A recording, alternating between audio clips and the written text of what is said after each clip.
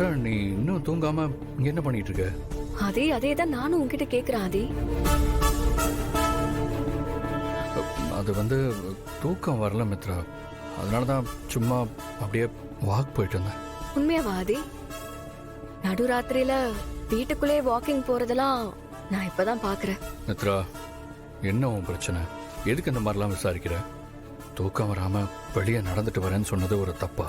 நீங்க உங்க ரூமுக்கும் பாரதி ரூமுக்கும் வாக்கிங் போனத நான் பார்த்தேன் ஆதி, அதனாலதான் கேட்டேன்.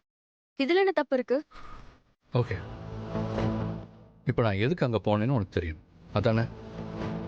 நீ ஆதித்யாவை திட்டி அனுப்புனது எனக்கு ஒரு மாதிரி கஷ்டமாக இருந்தது. அவன் அழுதுட்டு வர போனான், அதனால தான் ஆதித்யா தூங்கிட்டானா இல்லையான்னு பார்க்கறதுக்காக போனேன். போதுமா? எந்த தப்புமே இல்ல ஆதி. ஒரு விஷயம் எனக்கு நல்லா புரிஞ்சிருச்சு. அதாவது உனக்கு அவங்க மேல இருக்கிற அக்கறை இன்னும் கொஞ்சம் கூட குறையல, அப்படிதானே? மித்ரா, எனக்கு புரியல. நீ ஏன் மாற்றி மாற்றி இந்த மாதிரி கேள்வி கேட்டுட்டு இருக்க?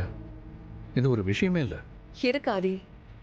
இப்போ இந்த நேரத்துக்கு நீ அந்த ரூமுக்கு போயிட்டு வர்றது உனக்கு கொஞ்சம் கூட வித்தியாசமாவே இல்லையா? அத நான் கேட்டா பதில் சொல்ல முடியாம உனக்கு கோபம் வேற வருது.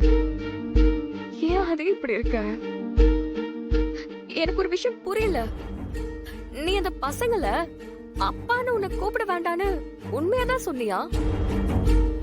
ஆனா நீ நடந்துக்கிறதெல்லாம் பார்த்தா எனக்கு அப்படி தோணல.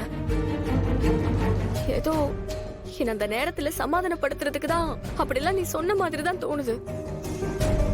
இதுதான் நீ இப்படி இருக்கிறதுனாலதான் நான் ஒரு இன்செக்யூரிட்டில அன்னைக்கு ஆதித்யாவை ரூம்ல வச்சு அடைச்சேன். அதுக்கப்புறம் நான் அந்த விஷயத்துக்காக எவ்வளவு ஃபீல் பண்ணேன்னு உனக்கு தெரியுமா? நீயும் என்னோட ஃபீலிங்ஸ புரிஞ்சுக்கிட்டு எனக்கு பிடிச்ச மாதிரி நடந்துக்குவேன்னு நான் நம்பினேன்.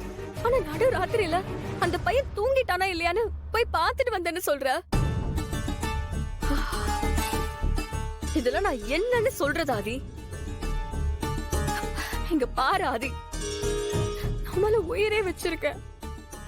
நீ இல்லாத வாழ்க்கைய என்னால கனவுல கூட நினைச்சு பார்க்க முடியாது. நான் உன்னை ரொம்பவே நம்புறேன் ஆதி.